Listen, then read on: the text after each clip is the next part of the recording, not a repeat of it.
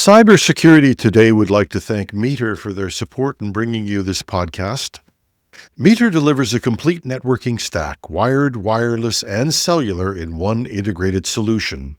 It's built for performance and scale. You can find them at meter.com/CST.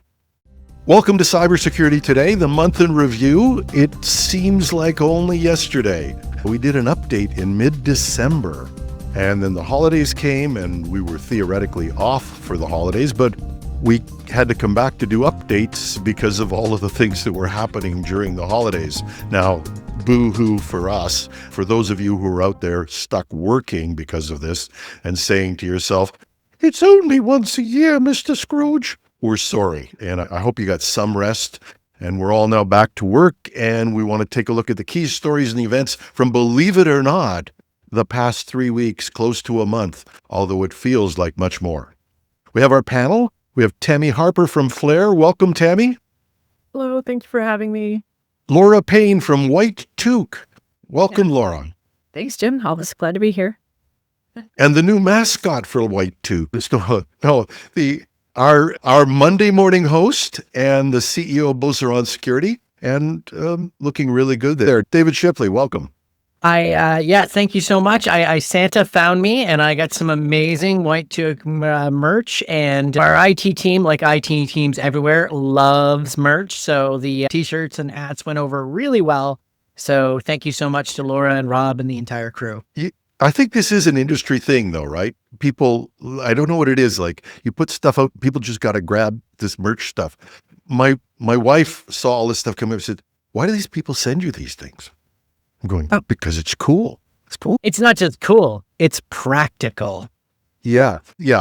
I do admire the toque. The Beauceron cap will only be really good in the summer when I'm trying to keep from getting sunstroke without cutting the lawn. But yeah, so I've got all the seasons covered. And you'll notice, for those of you who are watching this on YouTube, I got some Christmas gifts myself. I got a new plaid shirt in a different color. So men in plaid continue. But there you go. I guess we should get to work. Okay. Let's start with the first story. David, this is the one that you actually came back in. We had to do a new episode on this. This was your Christmas gift to me, was being able to edit the program. I'm not blaming it on you, but do you want to go for the MongoDB story?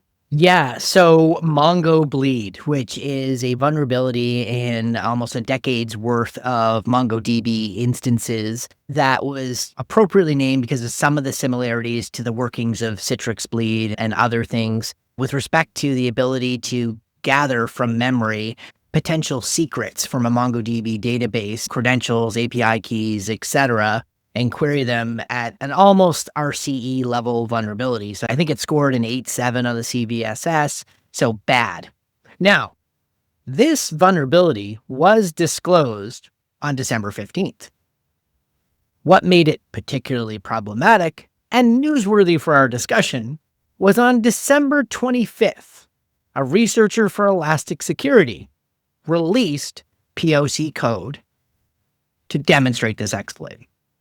And then things went bananas. The number of exploits ramped, and all of a sudden you've got a high severity vulnerability in a database system that's used massively, and particularly in cloud deployments in many different ways, at the most sort of downtime in at least the Western world in terms of the holiday sequencing. So it was a perfect storm. And it raised some really interesting questions in my mind about responsible disclosure and what this means. And what really stood out for me from this story, and I've spent a bit more time now paying attention to Reddit, and I understand that Reddit's, like most social media, an anger factory, but there were a lot of big feelings between IT teams and security researchers over this move. And I got a much clearer sense for we have a growing fracture in the relationship between the people responsible for cleaning up things and the people responsible for finding things. And I think that's going to become more and more problematic as AI accelerates vulnerability discovery and disclosure timelines, and then the pressure on the patching timelines. And that's an interesting sort of way to start the year. I don't know how other people felt about this, but I thought December 25th, maybe we could arrive at an international convention that certain major holidays, and I don't know, they don't have to be exclusively Western holidays. It's not okay to drop POCs at this time. Maybe there's more nuance to this discussion. I don't know. I'll hand it over to the smarter folks like Tammy and Laura to weigh in, or Jim on your side as well. I have to say, like, all this process, like these procedures and of how to disclose and everything, like, this all predates artificial intelligence. And since artificial intelligence really speeds up a lot of stuff, I think we're going to have to start rethinking, like, policies, like, not just, like, everywhere. So, like, how do we have, like, how can AI, because there is going to be a point where it's just going to be AI talking to another AI that are going to be saying, like, hey, I found like a vulnerability, here's the disclosure, and it's all going to happen in the background, right? And you're going to have some people just like keeping an eye on things, and then it's the AI that are going to fix things, and then there's going to be a human reviewer, it's going to be a push notification from an AI, like a push request. What I think is we have to really start thinking about how are we going to set guidelines for AI, especially once AI is able to once we take the training wheels off of AI and it's like doing its own thing. I think it's going to be really interesting to see that. And I'm curious to query Laura, who has experience in large enterprise environments, because if you watch the YouTube video, the wheels were turning, and I could see you think of this, but also oh dear God, the AI talking to the AI, talking when they're going to push the patch and the update. It does feel like we've just given up in a sense, and the machines are just going to do it all faster, and we can't keep up, so let's just let them do it. But we haven't actually given up that control yet. So from a human perspective, just because the tools find things faster doesn't mean that we should disregard the ways we've tried to create human engagement between the people finding the vulnerabilities and the people who have to now implement some sort of fix to defend against the vulnerabilities. Like, the tools aren't there yet, so let's still be human with each other and try to give people time to respond appropriately. And I know yes, this vulnerability was found and it was disclosed on the 15th. And yes, somebody worked on it and disclosed the proof of concept code. And it could have been somebody else who was not somebody who we would normally think of as being like on the good side. When somebody puts the label researcher in front of what they're doing, you imply that you were doing this for the good. That's December 25th release of proof of concept exploit code blurs those lines on what's good and what's not good. But we aren't there yet where we know the responders, the people who are going to have to deal with the fallout from what you've done, have necessarily those tools at their disposal. They may have access or be aware, or maybe they're playing in their private labs at home with those kind of tools, but their enterprises have not caught up to adopt those tools and to allow them to do these things. So it really is just about, I think, trying to hold on to that piece of humanity that says we need to allow people to work at people speed, even if we have AI tools running at AI speed. Did I miss something on this? Was it the AI that was the reason this was disclosed on December 25th? No, it was. So I always want to be careful. We don't ascribe to AI what we can ascribe to human stupidity. 100%. I think it's the question of, are we allowing the fact that in our general conscience now, this idea that the computers are fast and so we have to be faster, are we using that excuse to say we can't be human with each other anymore? On the chance that, yes, I, the human, found this, but there must be some machine out there that's trying to find it too. But if it's enough, I'm going to argue against my own point about this particular release, just to be devil's advocate for a second. And because I'm still trying to get my head around, Jim, what this researcher may have, if we assume Laura's point, was trying to act in goodness. I still feel like they behaved like the Grinch to IT sysadmins on the holidays. No who hash for you. You're going to get patching phones. If the point is that, and I didn't see this in any of the justification for why this is released. Hey, we see bad actors doing this. We've developed this POC code so you can see if you're vulnerable. because we think they're going to ramp up, et cetera. It just seemed like it was just like, here's my code, it's go. And that seemed irresponsible to me. And I'm still struggling with the timing of it. And did the severity justify it? So that part is... Me too. Yeah. Because we don't know the research. I'm actually going to dig around and see if I can find it, because I think it's a really reasonable question to be asking. I'm going to do some digging after this show and see if I can locate them. And if you're out there, send me a note. But the idea of, I can't ascribe this to, maybe it was the person thought, this has been out there for 10 days. It's really high. Nobody's doing anything. I have to say something. You don't have to ship the code to do that. You could have just said, I have the code, just as a tip to the person for the next time. And even that, it's so interesting now. I think the broader point that Tammy's making is that and Jim, you covered this in the interview with those researchers who developed POC code in 15 minutes for less than $1 using Claude.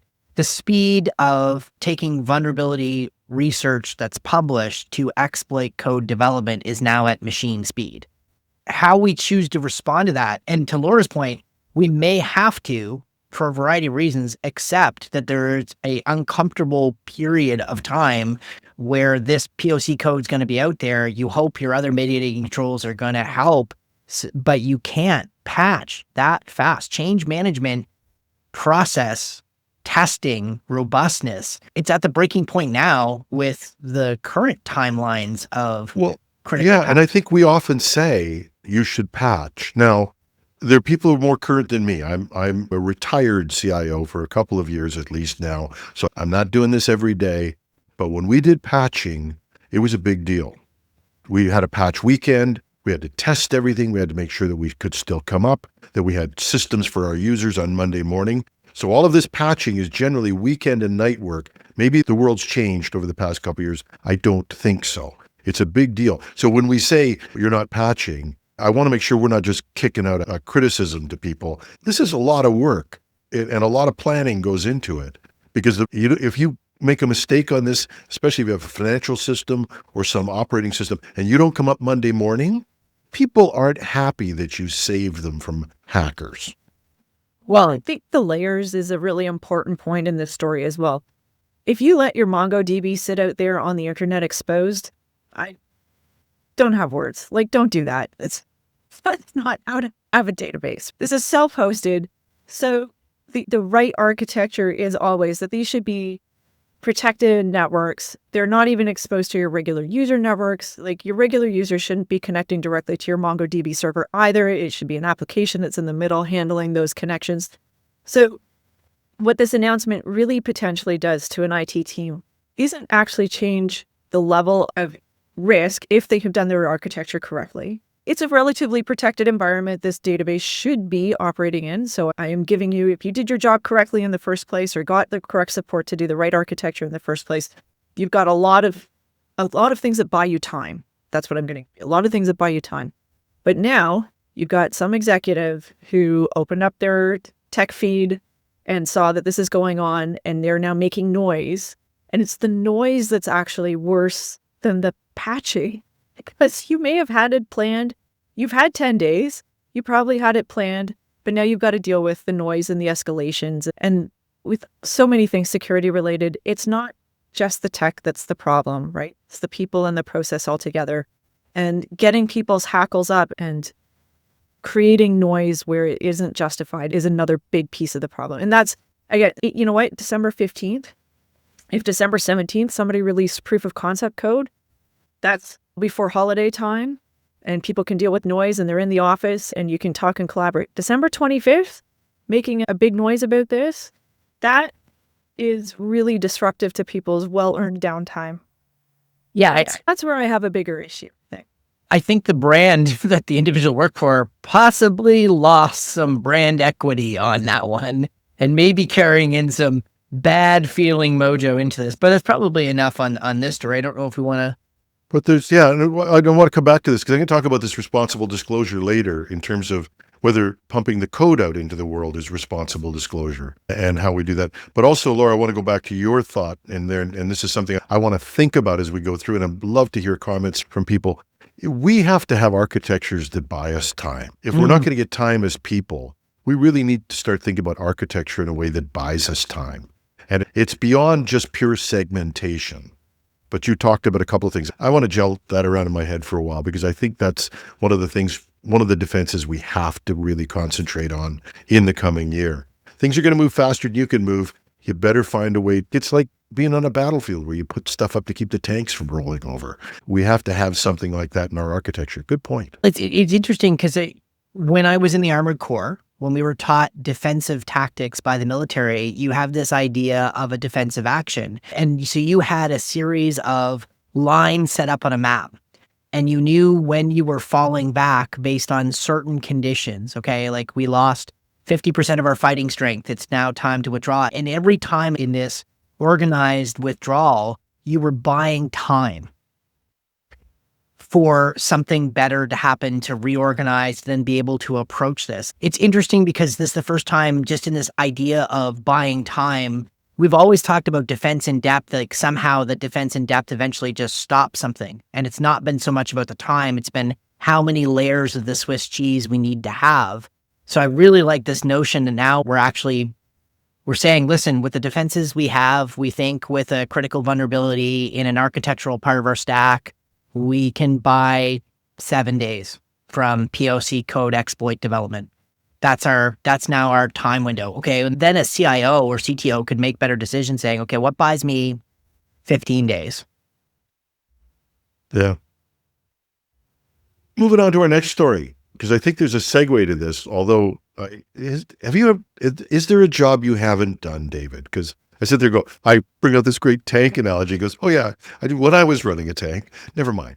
But this Rainbow Six Siege. Now, to show you how out of touch I am with gaming, which is really crazy because my next novel has a big gaming structure in it. So I'm gonna take this as my time to get educated. Was the Rainbow Six Siege, you suggested this story, David, I think, was that because it was a MongoDB hack as well? Or so we still don't have the full root cause analysis, but the timing is awful auspicious. And currently there are two predominant theories of how Rainbow Six Siege, which is played by tens of thousands of people at any given moment and a couple of million player accounts. So they were popped shortly after this POC was released, and some threat actor groups who've since been discredited had claimed that they had done a broader hack of the game's maker, Ubisoft, and they had claimed that MongoDB was the root of this. Now, what's interesting about that is some of these claims were not accurate. They didn't get into Ubisoft. At least we've seen no credible evidence thereof. And it may be some really great examples of using misdirection to squirrel IR teams if you do have a better way or you have some kind of persistence and you want to distract them from that persistence. More to follow on that. Because not only were they hacked on, I think it was the 27th, and this is interesting because this is the first time I've seen the economics of video games so thoroughly savage. All of these people have been talking about the cyber Pearl Harbor and all the things that could happen to destroy a national economy and everything else. We just saw a simulation of this in a video game economy, and it was fascinating. They flooded the market with billions of dollars of in-game credits. Now, for those who aren't gamers, you'd be like, who cares about in-game credits? Turns out part of the monetization model of modern video games is getting people to pay real cash for virtual currency to buy virtual goods. I have never bought a single virtual good in my life, and I refuse to on principle, but lots of people do. To the equivalent of Ubisoft lost $13.3 million in real US cash, potential opportunity for all the credits that were given away. So they ended up cleaning all this up. They had to shut the entire game down, which is incredibly disruptive. You're getting people out of their habits to use the game. So there's all kinds of things happening. And then they got hacked again. And then 2 days ago, they got hacked a third time. And now this is my pop culture reference as our resident pop culture guys. As I'm sure you weren't sick of in 2025, 6-7, they were randomly banning people for 67 days and proving the attackers were still in control of the environment. So it is most interesting because I have never seen a game economy so thoroughly destroyed. I have never seen an incident response absolutely countered back and forth. They took the entire damn thing down and put it back into play, pun intended, and then they had to do it again. And if that is a snapshot of what we could be seeing in other contexts, we're in trouble in 26. I think the gaming world, though, is vulnerable. And this is one of our next supply chain pieces. This is a whole new world that we have to police. I'm not sure what the overlap is into our own commercial world where most of us spend our time, but I got to tell you, if you're gaming on the same machine you're working on, I'm getting a little nervous. And here's the interesting, I'm going to toss over to Tammy, because one of my favorite pieces of research of all of 2025 came out of Flair, and it had to do with gaming. So I'll let her get into what was going on there. But what it would go, Jim, just lastly on your point, it's not just that it's the adult using the machine for gaming and other things. It's if you're accessing anything sensitive on a home PC where your kids are doing gaming on it, you got to treat that computer like a community pool. It's not hygienic. I wouldn't do things in that pool or drink the water from that pool. I wouldn't do my online banking or secure login to my work stuff from a tool that a child to teenager ever touches. But that's just me. I don't know, Tammy, if that's a good segue over to the research you guys were doing, but it was somewhat mind-blowing. Yeah, like we found, this was by a fellow researcher, Estelle, who did this incredible piece. And basically, it found that a significant part of stealer or info stealer compromises came from cracked video games. And so it's fascinating to see because people want to play games. So they're going on BitTorrent or on these like Juarez sites and these forums and just, or even trying to get like cracks that will give them like in-game virtual currency, right? And all these things. So it's fascinating to see like that still is one of the main ways people are getting compromised indirectly. And for all those who were probably born after 2000, the wares, like this used to be the way you got your Doom and you downloaded it from a BBS. Yes, I am that old. And that's how generally you got some malware back in the day because you were trying to get free versions of Duke Nukem.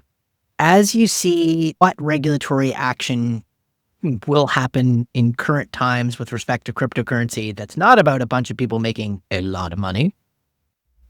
But as we see tumblers being targeted and taken down, as we see crypto get greater scrutiny in certain jurisdictions where the rule of law still applies, the pressure to find other ways to launder money, and now that certain banks are out of the money laundering business to the tune of billions of dollars, games are going to be the place that I think we're going to see more money laundering as well. So it's all kinds of hurt coming to someone's good time.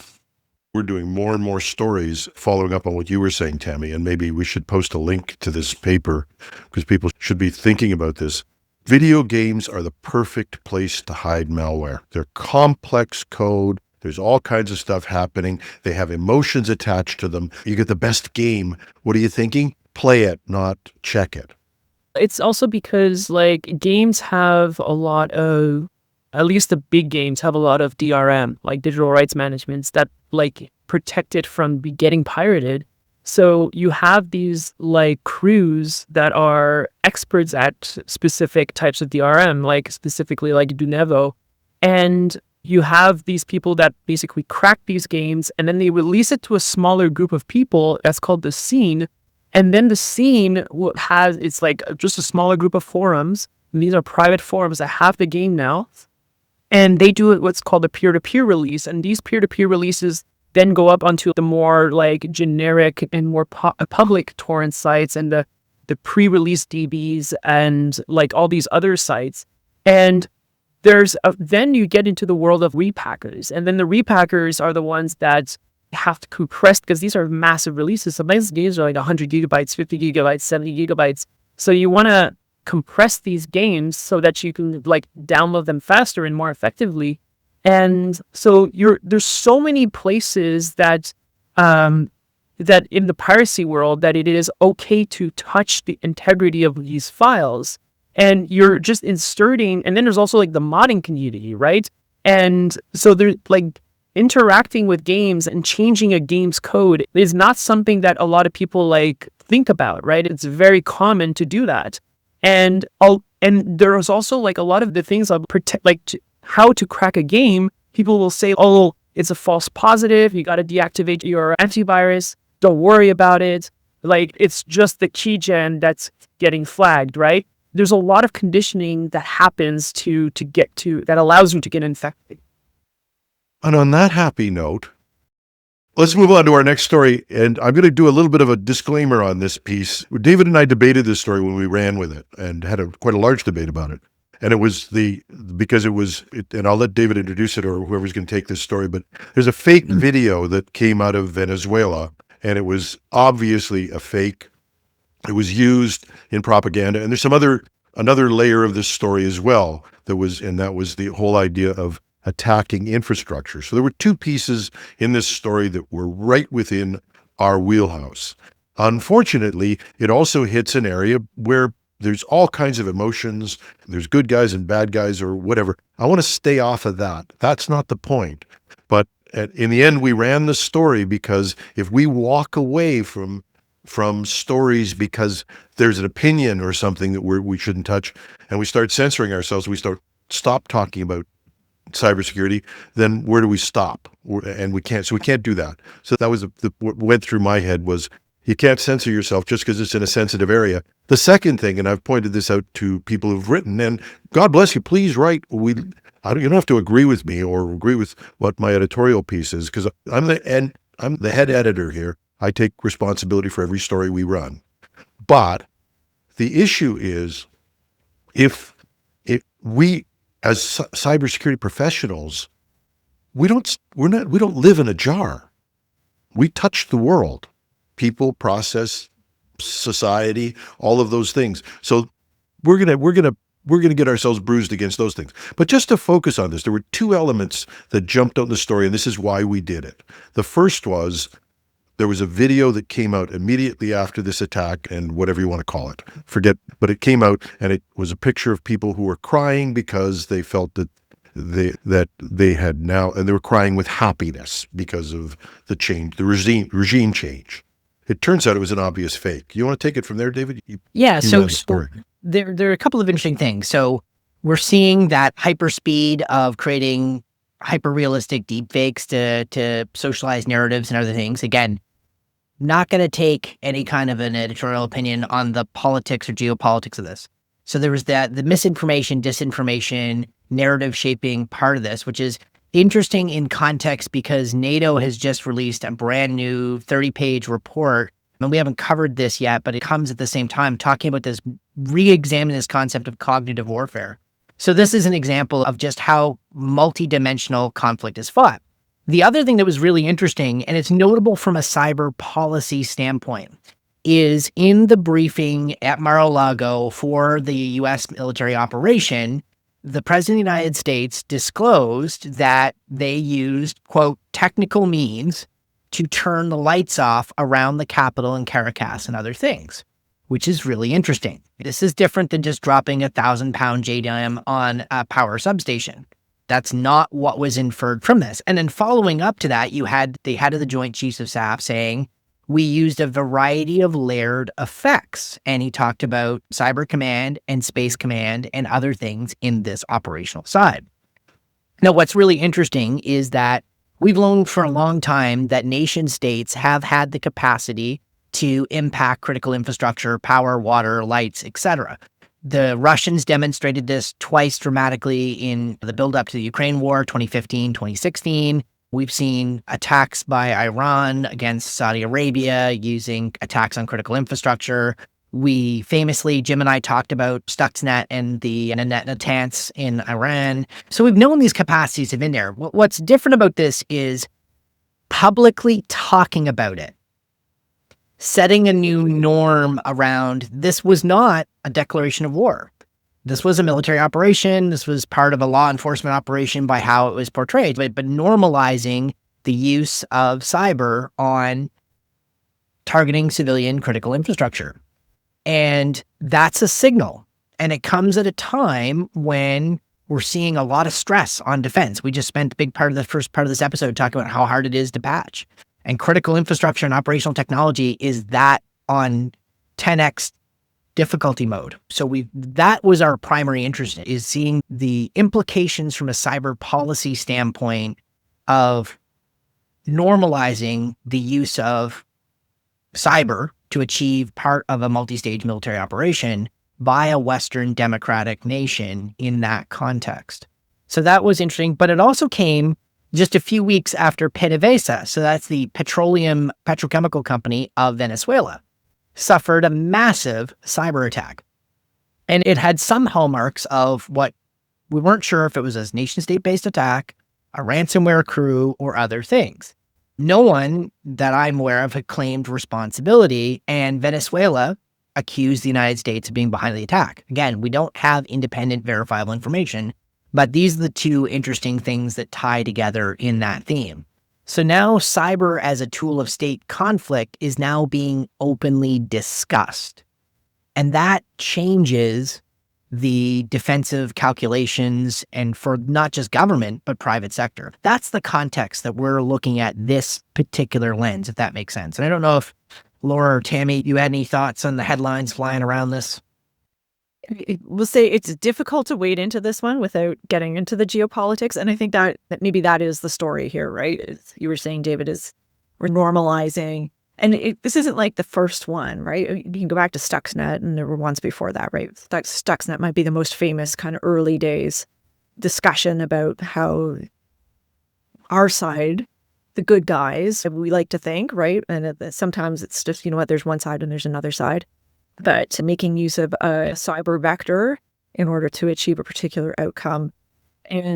But certainly in the current context where who is doing what for what reason is much more convoluted and difficult to discern the truth. And the truth is not the kind of thing where there's only one narrative, right? There are multiple streams in truth that it can all be true at the same time and are non-exclusive to each other. That, I think, is when we get to talking about the misinformation aspect of it and the disinformation is core to those things, because there's always a thread of truth that makes misinformation credible. It's just, are all of the threads that have been woven into that narrative true?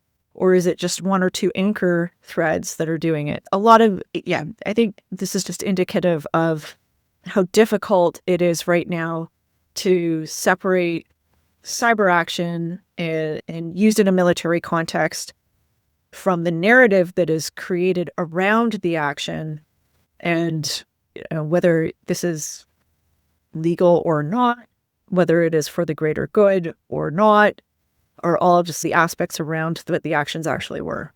Yeah, and what's interesting is I thought about this from a military standpoint. In theory, using cyber in a targeted manner to turn off the power for a defined period of time and allowing recovery could arguably be seen as more moral than dropping a 1,000-pound bomb and the power's out for weeks, impacting hospitals and other things. So again, it's not without multiple views on that particular side. The danger is normalizing the use of these things to achieve state policy aims, but not war. And even if we get past the argument of normalizing it, it may, I'm not even going to get to whether or not it normalizes this. Just get to the wake-up call that we've had here that we keep ignoring. And I lived near Walkerton here in Ontario. When the water plant stopped working, people died. And I don't want to be a big downer on this, but the fact is our infrastructure is exposed. The security on it is next to terrible. We did a show on it last year. I bet you I could go back and rerun that show and it would still be accurate. So our infrastructure supports our health. It supports our society. And we've sort of whistling in the wind going, well, nobody will attack it. Maybe this is a wake-up call. Maybe somebody did us a favor to say, wake up, folks, because nation states have been we know that nation states have been in the telephone system. We know they've demonstrated they can shut the water plants down. We know that and that's in the U.S. where I think, God forbid, I think they're a little more sophisticated in some cases. In Canada, I'm scared. It is a question of this could be our wake-up call for people to say we need to start protecting infrastructure at a level that we at least afford to our commercial systems. And I see Tammy, do you want to jump in? Yeah, so it's related, but it bifurcates a little bit. I want to see and I want to know if any private companies were involved in that, because there's as this becomes more of a thing, and if we ever get into a major conflict, what's going to be the role of all these elite cybersecurity companies? There's for sure the governments of all sides are going to start recruiting all the talent, and officially on the books and off the books. How's that going to look like? I want to know if that, that's my point. I want to know what happened there. And not for naught, because towards the end of December, there was a big discussion, and we're expecting some more policy on the U.S. side to drop about expanded role for the private sector in offensive cyber on that, which is jokingly, and again, I'm a maritimer, so I'm going to bring up Barrett's privateers. If you're unfamiliar, if you ever meet someone from my region and you say, and the year was 1778, you're going to get a song. It's just going to happen. And if you hear about a broken man on Halifax Pier, you'll understand more about that. But this idea of cyber privateers, and can they keep their tools, given that one of the best hacking tools of the decade was Eternal Blue, and even the NSA couldn't properly keep that secret. The idea of cyber privateers building specialized toolkits to turn lights off and potentially losing it is an interesting one. Tammy gave us a perfect segue, and that was to my question. Oh, of course, people in the industry couldn't be corrupted, could they? And I think I don't know who put this story up, but was two defenders plead guilty to aiding ransomware gangs? Who's got that one? Yeah, so it basically was two Americans, Ryan Goldberg, 40 from Georgia, and Kevin Martin, 36 from Texas. They pled guilty in a federal court in the Southern District of Florida for their roles in ransomware extortion attacks. They were affiliated with the group Alpha V, or aka Black Cat. And so these crimes occurred between April of 2023 and December of 2023. And they were targeting multiple U.S. victims with ransomware. Now, the reason why this is so big is because these were two cybersecurity professionals, right? They were both defendants that had legitimate industry roles. The first one, Goldberg, managed incident response at a big cybersecurity firm, and Martin worked in ransomware threat negotiations. And they used their skills to attack others, right? They were using their skills to prey and have the upper hand. And what I want to know, and this has never been made completely clear, and this is really the one where I think is crazy, is did they work on their own, incident response? Did they, respond to it, right? It's never been made clear, right? It hasn't been denied or validated, but they actually stole, they extorted a whole bunch of cash. One victim, one known case is that a victim paid them about 1.2 million in Bitcoin. And so the defendants, George and Martin, they took that money, and 80% of that, it went to them, and they split a three-way. And then the 20% went to Alpha V Black Cat. And then they started laundering that money. So the thing is that this plea of from the DOJ and the FBI is including the takedown, and this was really it came up with this takedown from 2023 of Al V and Black Cat. It's terrifying. I don't know. It's the thing that we don't want to admit in our industry, because we interact so closely with a lot of individuals that are on the bad side, and a lot of us play the role of criminals to gain intelligence and gain the upper hand. But corruption, it can be tempting to say, hey, I know how to pull this off. I know how to launder the money. What's stopping me? It's just ethics and morals stopping me from pulling off and making bank over the course of a couple of months. So and that's where you have people with weak morals and weak ethics that get into that succumb to this temptation.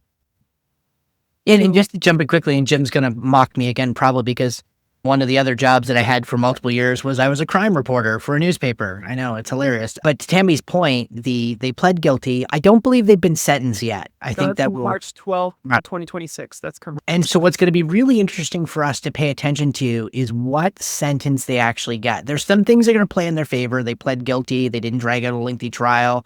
The way the American justice system is, they'll account for that in the final sort of sentencing. But big thing that they're going to want to do, to Tammy's point, is that beyond ethics and morals, there's this concept of deterrence. Oh shit. I do this, I'm going to jail for 5 to 10 years. And For 20. sorry, I was using Canadian math. Just like Canadian dollars, our jail sentences are much lower. Stop now. Wait a minute. I'm gonna just stop. Stop. Laura, I just want to go back to Laura's point on this, because it was the late last year, and I think it was one of the last 2 shows we did, where Laura was actually warning about the layoffs and unemployment that was affecting security professionals, and that this was a potential risk for us. Do you feel vindicated, Laura? I'd rather not be. Great, I'll take Yeah, it. it's nice to be wrong sometimes, isn't it? Yeah. No, and reading through some of the other reporting on this particular story, because what's interesting is always the why, right? You have a job, you've got, one presumes, because this is a high demand industry, a good paying job. What gets you to turn to more? And in this case, at least for Goldberg, and there's a third unnamed accomplice, and the other one hasn't really, I didn't find what his justification was, but in Goldberg's case, it was personal debt. And for however that personal debt was acquired, which in the States could be anything from you made a trip to a hospital to you got into some pretty gnarly other activities on your own time. But personal debt is a huge motivator, right? If you can't see the bottom of the bucket that you are drowning in, you get creative. And that's really unfortunate. And I'm sure that will play out in sentencing as well, is what was the motivation behind this? And deterrence, of course, is super important. If this is somebody who really found themselves in a bad situation and just didn't know how to get themselves out of it, but at least they finally found the bottom of the bucket when they got themselves in and pleaded guilty. There is something to be said for that, but I don't think this will be a unique story where, and they're listed as former employees. So how former? Were they former and then became affiliated? Were they working there, had some moral feelings like, yeah, I can't be doing both of these at the same time and left? Or are they former because, yeah, they got arrested. Now they are former. I'm not. But the cybersecurity lesson in this that knits all of this together, whether it's Tammy's point or Laura's or your point, David, is internal threats. And I've warned about this, not just for people who get into money trouble, and we get into money trouble in Canada too. So it's not just in the US. We're not immune from that. People get into money trouble. I worry about sextortion and things where people are being extorted. We have to not think of cybersecurity, and this will coin your line, David, as only being a technical thing. No, and Laura points to a good point, and we can talk about this more as the year goes on, but I do believe the massive proliferation of online sports betting, I'm just saying, gambling as a thing, to Laura's broader point about debt, is there. And I'll end up with that. Okay. I got one more story we're going to walk into, because I don't want to leave this one, and then we'll wrap up. But my favorite story of the week, and I took some grief for doing this one, the hacktivist Martha Root, who wiped the floor with 3 white supremacist websites live on stage at the Chaos Communication Congress in Hamburg. She took out 3 sites: White Date, White Child, and White Deal. And somebody sent me a note saying, what's the big deal about white people being able to date each other? I don't think that we're talking about that. But she didn't just knock them offline. But also you got to give her style points. She arrived in a pink Power Ranger suit, did this live on stage, took them down and said, they've got poor cybersecurity hygiene that would make your grandma's AOL account blush. Now that was the big deal. Now, I want to tie this around. The reason why I want to go back to this story, she took those sites down, and I think there's something we could talk about, hacktivism and where the limits of it should be. But she did responsibly disclose the information. She didn't dox them. She sent it to a company or an organization called DDoS Secrets. I've been in touch with them. I'm going to bring them on the show to talk about how responsibly making this information available for researchers and legitimate journalists is what they do. So I give her credit for that. But I'll ask you both the question. It's nice when it's our side, as you said. Somebody wrote me a letter and said, where do we draw the line? And I said, I don't know. If this is a white supremacist site, it's offensive to me. But what if it's kiddie porn? Is there a place for hacktivism? And that's the question we're going to have to answer this year. And thanks to this wonderful lady in a Power Ranger suit, we're going to have to talk about this in a real way. I think it really circles back to the discussion we were having about the privateering aspect of things, right? And it's like, how do you make actions from a private, whether it's an individual or an organization, that are aligned with the best interests of the society they operate in? So we'll take a country as an example, right? How do you make those actions permissible and legal while being clear that it is not open season to go and just take down anything because you disagree with it? And I think that's where it's not so much a line as it's a process of permission. Because in this case, one hopes and presumes the culture that one operates in says that, you know what, people of all colors and races deserve equality and we shouldn't be promoting supremacy of any of them. So this kind of activity is not acceptable. So let's say that's okay. We can take that down. Good job. But somebody else disagrees or with something that is more socially permissible, but they decide they're going to go and take it down. Where's that permission, or who is the judge? Do we wait till after the fact? I think I would argue it's probably better to have some sort of distinction before the fact to say that, yeah, I've been authorized and here we go. Because otherwise, the other thing we get into is inconsistent application of the law, right? Technically, this is not a legal activity, depending on a number of factors, jurisdiction and where the servers are and all sorts of other things, right? So it's a very gray zone as to, without more information, was this even legal to do? And if it's not legal, just because we like the outcome, does that mean that's okay? If we have two people who get into a fist fight in the street, they generally both get detained and then it's sorted out. What was somebody assaulted first and who was in the right or who was in the wrong? We feel less inclined, I think, sometimes in the digital world to be as consistently applicable in how we apply law. Yeah. I was interested in hearing what you had to say, Laura, and I'm interested in hearing what Tammy has to say too, because this is cultural. We always think of the people that you're studying as being crooks and that sort of stuff. But there are people out there who are hackers who may be doing it for what they think are good reasons. Yeah. There's the whole concept of the greater good, and you want to try to be on the right side of history.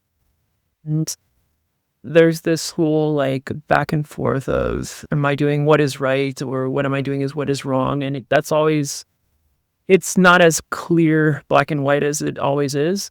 For example, I run in association with other individuals in Europe. I help run and maintain an admin website called Ransom Look, and that's an open source project, and where we basically like and supply information on the latest like ransomware victims.